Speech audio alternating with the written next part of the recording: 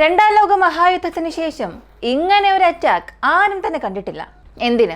ഒന്നാം ലോക മഹായുദ്ധം, രണ്ടാം ലോക മഹായുദ്ധം, ഇങ്ങനെ മനുഷ്യൻ ചെയ്ത എല്ലാ യുദ്ധങ്ങളിലും ഇങ്ങനെ ഒരു സ്പെഷ്യൽ ഫോഴ്സസ് ഓപ്പറേഷൻ ഇതുവരെയും ആരും കണ്ടിട്ടില്ല. ഉക്രൈന്റെ SBO അത്ര വലിയ കാര്യമാണ് ചെയ്തിരിക്കുന്നത്. ഏകദേശം 18 മാസം പദ്ധതിയിട്ട് ഒറ്റയടിക്ക് റഷ്യൻ സ്ട്രാറ്റജിക് ബോംബർ ഫ്ലീറ്റ്സിനെ എല്ലാം തകർത്തു. ഇതിനെക്കുറിച്ചാണ് ഈ വീഡിയോയിലൂടെ വിശദമായി അറിയാൻ പോകുന്നത്.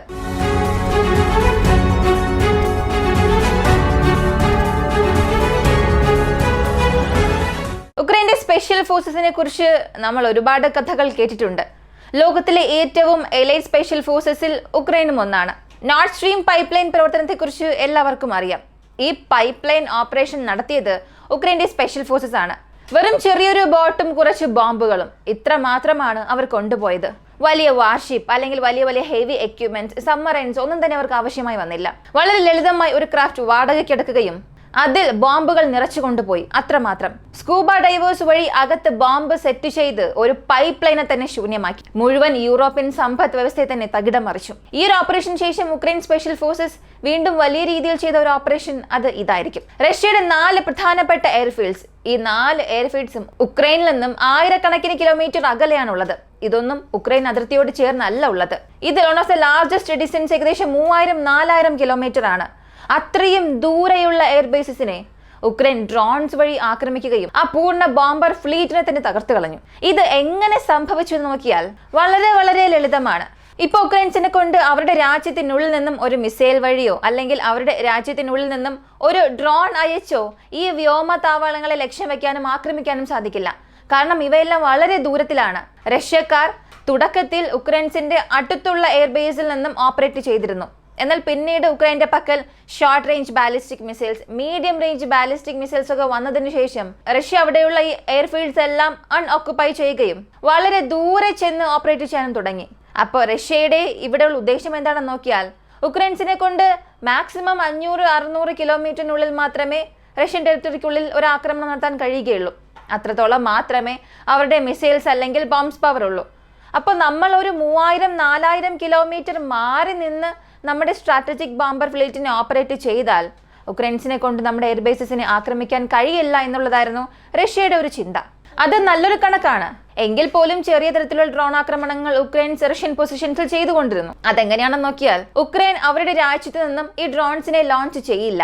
പകരം ആ രാജ്യത്ത് നിന്നും റഷ്യൻ ടെറിട്ടറിക്കുള്ളിൽ ഈ ഡ്രോണിനെ എല്ലാം സ്മഗിൾ ചെയ്ത് കൊണ്ടുപോവുകയും എയർഫീൽഡിന് തൊട്ടടുത്ത് വെച്ചാണ് ഈ ഡ്രോൺസിനെ ലോഞ്ച് ചെയ്യുക. ഇങ്ങനെയുള്ള കാര്യങ്ങൾ ഉക്രൈൻ ചെയ്യുന്നതിൽ വളരെ സ്പെഷ്യലൈസ്ഡ് ആയിരുന്നു.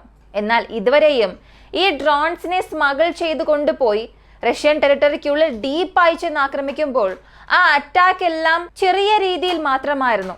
വലിയ തോതിലുള്ള ഏതൊരു ആക്രമണവും അങ്ങനെ സംഭവിച്ചിട്ടില്ല. ചെറിയ ചെറിയ ഡ്രോൺസ് ഉപയോഗിച്ചാണ് ഈ ആക്രമണങ്ങളെല്ലാം നടത്തിക്കൊണ്ടിരുന്നത്. അതായത് ഈ ചെറിയ ഡ്രോണുകൾ ഗ്രനൈഡ് അല്ലെങ്കിൽ RPG എടുത്തുകൊണ്ടൊക്കെ പോയി അവിടെ അറ്റാക്ക് നടത്തും. ഈ ഡ്രോണുകളുടെ പക്കൽ നിന്നും രക്ഷപ്പെടാൻ റഷ്യ ചെയ്തിരുന്നത് അവരുടെ സ്ട്രാറ്റജിക് ബോംബർ ഫ്ലീറ്റിലോ അവരുടെ ഫൈറ്റർ ജെറ്റ്സിന് മുകളിലൊക്കെ അല്ലെങ്കിൽ നിർത്തിവെച്ചിരിക്കുന്ന അവരുടെ ഏരിയൽ അസറ്റ്സിലെല്ലാം റബ്ബർ ടയേഴ്സ് കൊണ്ട് മൂടിയിരിക്കും. ഈ റബ്ബർ ടയേഴ്സ് എന്തിനാണെന്ന് ചോദിച്ചാൽ ഈ ചെറിയ ഡ്രോൺസ് ഒക്കെ അതിന് മുകളിൽ വന്നിരുന്ന് പൊട്ടിത്തെറിച്ചാൽ അതിന്റെ ആഘാതം അല്പം ഒന്ന് കുറഞ്ഞു കിട്ടും. ഇതൊക്കെയാണ് റഷ്യ ചെയ്തുകൊണ്ടിരുന്നത്. ഇതിനപ്പുറം ഡ്രോൺസ് എങ്ങനെ അകത്തേക്ക് വരുന്നു, അവയെ എങ്ങനെ നശിപ്പിക്കാം, ഇതൊക്കെ കണ്ടെത്താൻ അവർ ഏതൊരു പ്രിവെൻഷൻ മെത്തേഡും എടുത്തതുപോലെ തോന്നുന്നില്ല. ഇത് മനസ്സിലാക്കിയ ഉക്രൈൻ കണ്ടെയ്നർ ട്രക്സ് ആണ് ഇത്തവണ ഉപയോഗിച്ചത്. അതായത് കാർഗോ എടുത്തുകൊണ്ടുപോകുന്ന കണ്ടെയ്നർ ട്രക്സ്. ഇപ്പോൾ നിങ്ങൾ കാണുന്ന ഈ ഒരു വീഡിയോ ഉക്രൈനിൽ നിന്ന് തന്നെ പുറത്തു വന്ന ഒരു വീഡിയോ ആണ്. ഈ വീഡിയോസിലൂടെ നിങ്ങൾക്ക് മനസ്സിലാക്കാൻ കഴിയും. കാർഗോ കണ്ടെയ്നറിനുള്ളിലാണ് ഈ ഡ്രോണുകളെല്ലാം വച്ചിരിക്കുന്നത്. എന്നിട്ട് റഷ്യക്കുള്ളിൽ എങ്ങനെയാണോ കണ്ടെയ്നർ ലോറീസ് എല്ലാം പോയി വരുന്നത് അതുപോലെ റഷ്യക്കുള്ളിൽ ഇതിനെ അയച്ചു.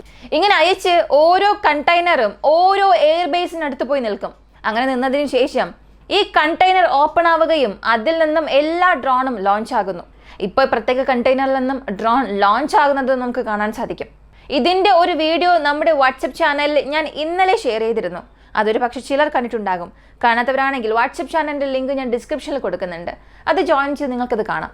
അപ്പോൾ ഇങ്ങനെ വലിയ വലിയ കണ്ടെയ്നേഴ്സ് മുഴുവനും ഡ്രോൺ സ്മഗിൾ ചെയ്ത് റഷ്യക്കുള്ളിലേക്ക് അയച്ച് ആ ഡ്രോൺ ഉപയോഗിച്ച് എല്ലാ എയർബേസസിനെയും ഒറ്റ സമയത്ത് ആക്രമിച്ചിട്ടുണ്ട്. 4 പ്രധാനപ്പെട്ട എയർബേസ് ആണ്. ഈ 4 എയർബേസിനെയും ഒരുമിച്ച് ഒറ്റയടിക്ക് തന്നെ ആക്രമിച്ചു. ഇതുവരെയും ഏതൊക്കെ അസറ്റ്സ് ആണ് അവർക്ക് നഷ്ടപ്പെട്ടതെന്ന് നോക്കിയാൽ Tu-95 അവരുടെ സ്ട്രാറ്റജിക് ബോംബറാണ്, Tu-22M, ഇങ്ങനെ പൂർണ്ണമായും ആ ഫ്ലീറ്റ് തന്നെ നശിച്ചു. യഥാർത്ഥത്തിൽ OSINTയെ സംബന്ധിച്ച് രണ്ട് രീതിയിലുള്ള ഒരു ക്ലെയിംസ് ഉണ്ടാകും. ഒന്ന്, മിനിമം ഇത്ര എയർക്രാഫ്റ്റ് നശിച്ചിട്ടുണ്ടാകാം, മറ്റൊന്ന് മാക്സിമം ഇത്ര എയർക്രാഫ്റ്റ് പോയിട്ടുണ്ടാകാം. ഇതാണ് കണക്ക്. ഇവിടെ മിനിമം കണക്ക് നോക്കി അത് തന്നെ 50% ഈ റഷ്യയുടെ ബോംബർ ഫ്ലീറ്റിലെ, അതും ആ ഒറ്റ ദിവസത്തെ രാത്രിയിൽ.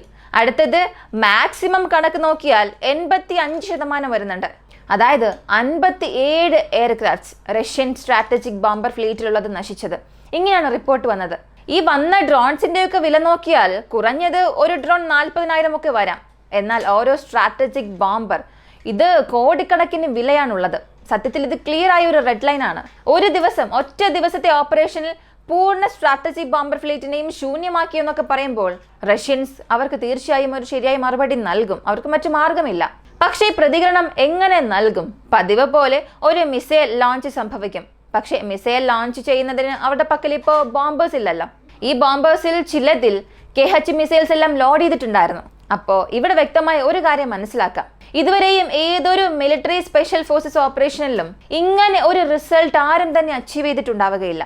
അതും ഒരു ചെറിയ കൺട്രി, റഷ്യ പോലുള്ള ഒരു വലിയ കൺട്രിക്കെതിരെ ഇത്രയും വലിയൊരു അറ്റാക്ക് തന്നെ ചെയ്തിട്ടുണ്ട്.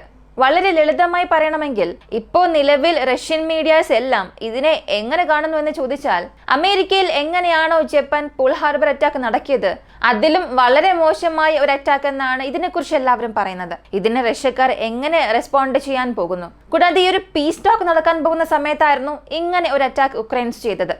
അപ്പോൾ ഇതിന് ട്രംപ് എങ്ങനെ റിയാക്ട് ചെയ്യും? ഈ രണ്ട് കൺട്രീസും ഒരു പീസിനുള്ളിൽ പോകുമോ എന്ന് പോലും അറിയില്ല. കാരണം ഇപ്പോൾ റഷ്യയിൽ നിന്നും ലഭിക്കുന്ന വിവരങ്ങൾ പ്രകാരം പെട്ടെന്ന് തന്നെ ഒരു എമർജൻസി, ഒരു അടിയന്തര മീറ്റിംഗ് വിളിച്ചു കൂട്ടുന്നുണ്ട്. അതും ഈ ഒരു അറ്റാക്കിന് എങ്ങനെ റെസ്പോണ്ട് ചെയ്യണം എന്നതിനെ കുറിച്ച് ഡിസ്കസ് ചെയ്യാൻ. അപ്പോൾ റഷ്യക്കാർ വീണ്ടും കഠിനമായി തന്നെ ഉക്രൈൻ ഒരു പ്രതികരണം നൽകാനുള്ള തയ്യാറെടുപ്പിലാണ്. അതേസമയം റഷ്യൻ ജനങ്ങളെ സംബന്ധിച്ച് അവർ ഇതിനെ എങ്ങനെ കാണുന്നു എന്ന് ചോദിച്ചാൽ, ആർമഡ് ഫോഴ്സസിന്മേലുള്ള നിയന്ത്രണങ്ങൾ നിങ്ങൾ എടുത്തു മാറ്റുക. അതായത് ഇതുവരെയും സ്പെഷ്യൽ മിലിറ്ററി ഓപ്പറേഷൻ എന്നൊക്കെയാണ് പറഞ്ഞുകൊണ്ടിരുന്നത്. ഒരു വാർ ഡിക്ലെയർ ചെയ്തിട്ടില്ല. വാർ ഡിക്ലെയർ ചെയ്താൽ ഒറ്റ സമയത്ത് എല്ലാ അസറ്റ്സും റഷ്യ ഉപയോഗിക്കേണ്ടി വരും. അപ്പോൾ അങ്ങനെ ഒരു വാർ ഡിക്ലെയർ ചെയ്ത് ആർമഡ് ഫോഴ്സസിലുള്ള റഷ്യയുടെ ഈ നിയന്ത്രണങ്ങളെല്ലാം എടുത്തു മാറ്റുക, ആ റെസ്ട്രിക്ഷൻസ് എല്ലാം നീക്കം ചെയ്യുക, ടാക്ടിക്കൽ ന്യൂക്ലിയർ വെപ്പൺസോ അല്ലെങ്കിൽ സ്ട്രാറ്റജിക് ന്യൂക്ലിയർ വെപ്പൺസോ ഉപയോഗിക്കുക. ഇങ്ങനെ ഒരു അഭ്യർത്ഥനയാണ് ജനങ്ങളുടെ ഭാഗത്തുനിന്ന് വരുന്നത്. അപ്പോൾ ഈ 2-2.5 വർഷത്തെ യുദ്ധത്തിൽ, റഷ്യ ഉക്രൈൻ യുദ്ധത്തിൽ ഇത്തരമൊരു നാശനഷ്ടം റഷ്യ ഫേസ് ചെയ്തിട്ടില്ല. എന്തിന്, ആധുനിക സൈന്യത്തിൽ പോലും ഇത്ര വലിയൊരു നാശനഷ്ടം ആരും തന്നെ കണ്ടിട്ടില്ല സെക്കൻഡ് വേൾഡ് വാറിന് ശേഷം. ഒരുപക്ഷെ റഷ്യ ഉക്രൈൻ യുദ്ധത്തിൽ ഇതൊരു വലിയ വഴിത്തിരിവായിരിക്കുമെന്ന് തന്നെ വിശ്വസിക്കാം. ഓപ്പറേഷൻ എങ്ങനെ നടത്തി, ഏതൊക്കെ ബേസിസിനെ ആക്രമിച്ചു എന്നുള്ളത് നിങ്ങൾക്കറിയാം. ഒരു 4 എയർബേസസ് ഉണ്ട്. ഇത് കൂടാതെ അടുത്തടുത്തവർ എന്താണ് ചെയ്യാൻ പോകുന്നത്? ഈ ഓപ്പറേഷന്റെ പേര് ഇനിഷ്യലായി അവർ പറഞ്ഞത് ഓപ്പറേഷൻ വെബ് എന്നാണ്.